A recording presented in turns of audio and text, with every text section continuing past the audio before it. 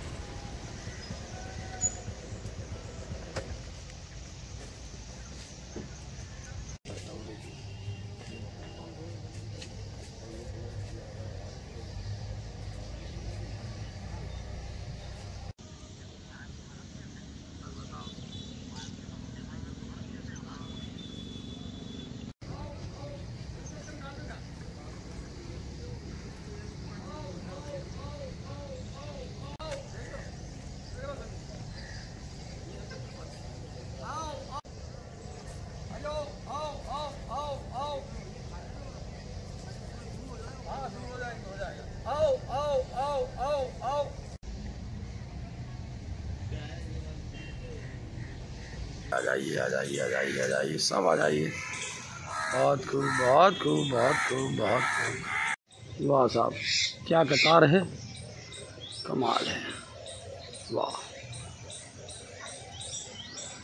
ये आनंद अलग ही है।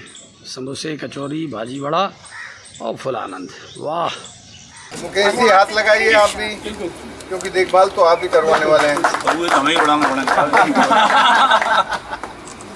आई सर, बहुत स्वागत है। आई सर,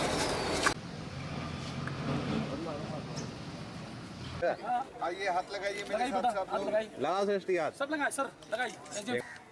कुछ दिनों में तो हाथ से हो गया अंकल, आपका हो गया आपका। इधर भी इंतजार है, वो तो खिलाई जाते हैं।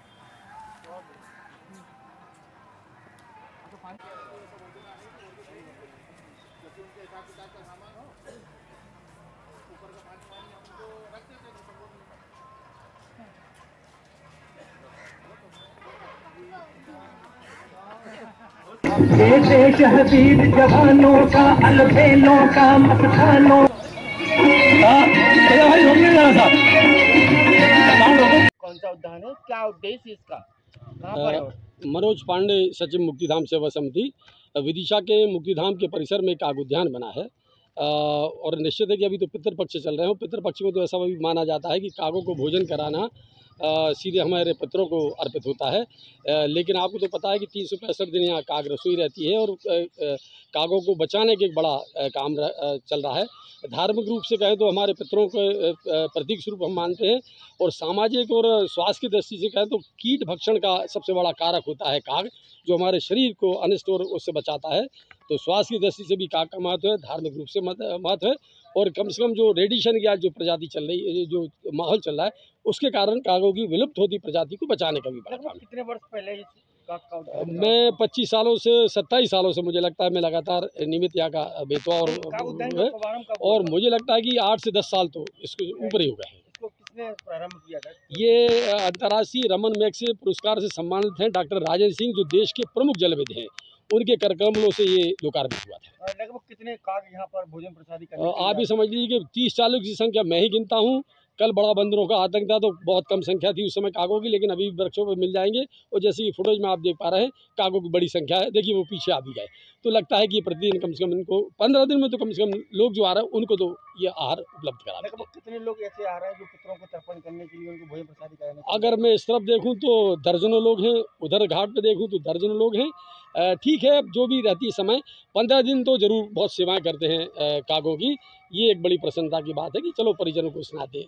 आज जिससे प्रारंभ हुए, जो आज का कार्य प्रारंभ हुआ है उसके बारे में बताएं, क्या महत्व है इसका?